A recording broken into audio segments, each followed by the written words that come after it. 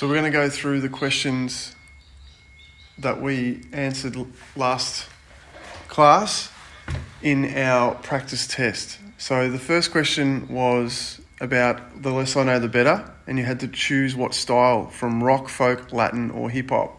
So a lot of us were able to decipher that that was a rock song.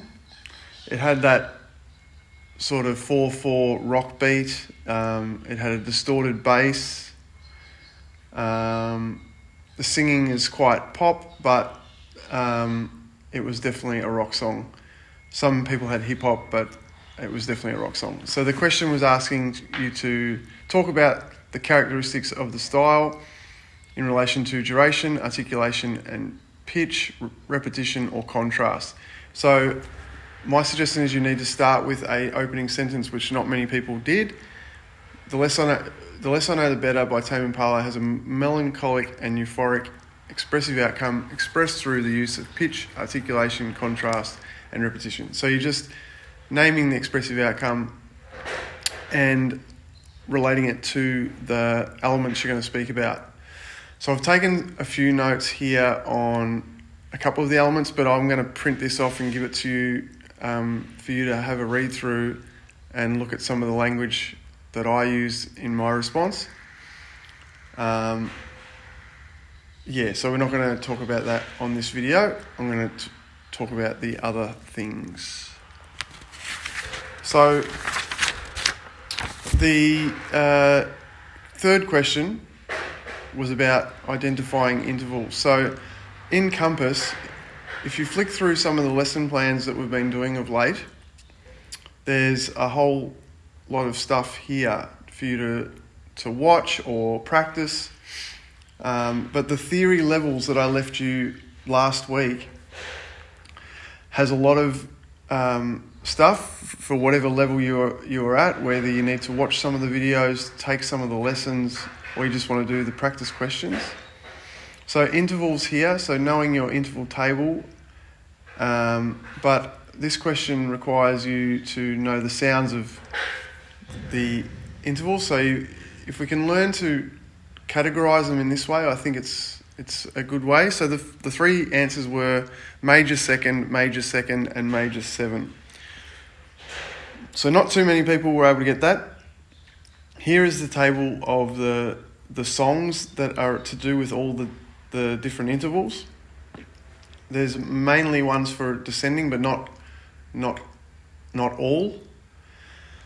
But as I said, that table below, the perfect, imperfect, soft and sharp, consonances and dissonances, I find is the best way to get better at this, and obviously practicing, really thinking about it. Singing, obviously, as well, I'm a big advocate for as well. Some people were able to hear that the first two intervals were the same, others were not.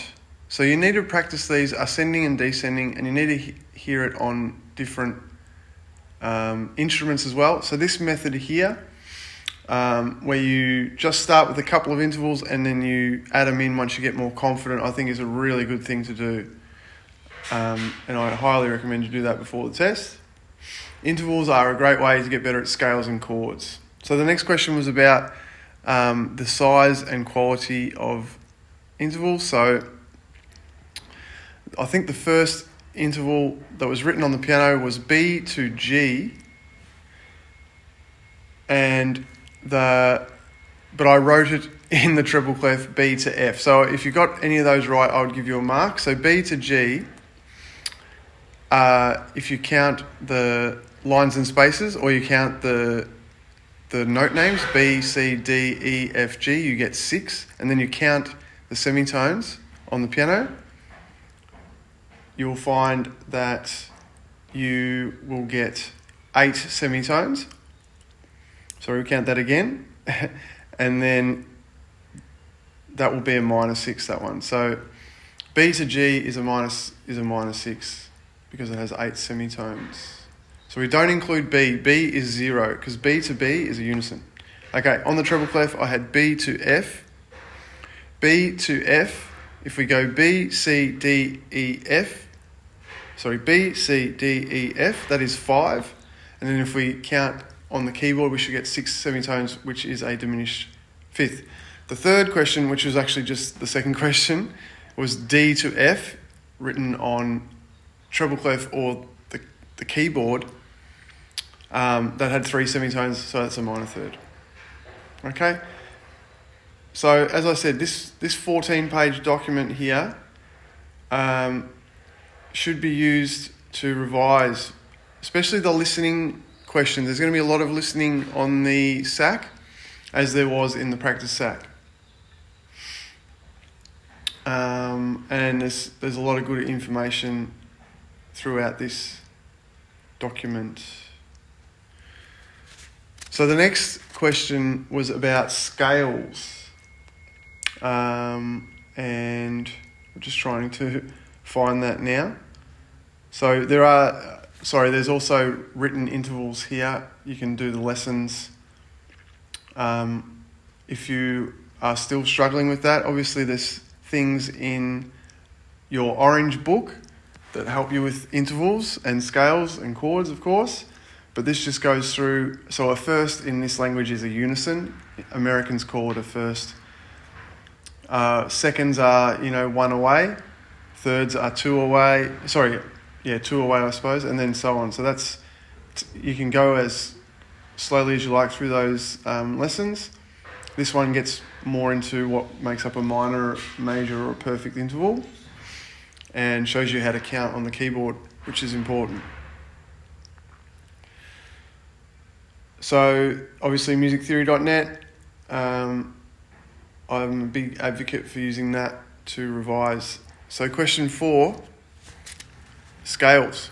So, some multiple choice. This was a tricky question. I think Aeolian, Dorian, and Phrygian are similar scales. So, that was one that did catch a lot of people out. And most people were able to hear that it was a minor mode, but a lot of us didn't get the right order. It was, in fact, Phrygian for A and Dorian for B. Some people had Dorian then Phrygian, Aeolian, Dorian, Aeolian, Phrygian. But most of us were able to hear that it was a major mode, so we are on the right track.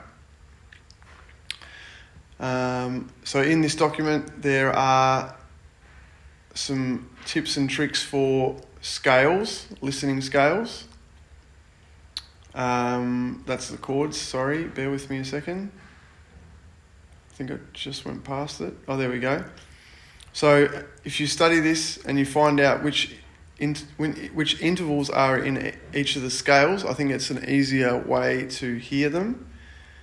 And singing these scales, as we practiced the other day in that video with the lady there, she was singing using movable do, and we should do a little bit more of that heading into the test.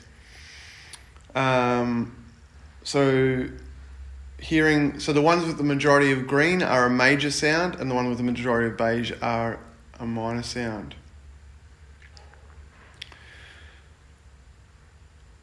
So as I said, I think Compass is a really good resource. Some of these videos, as I said, with the modes and sight singing and intervals are a really great way to revise, to get our memory going, and doing this staggered approach where you start with a couple of scales and then adding in other scales is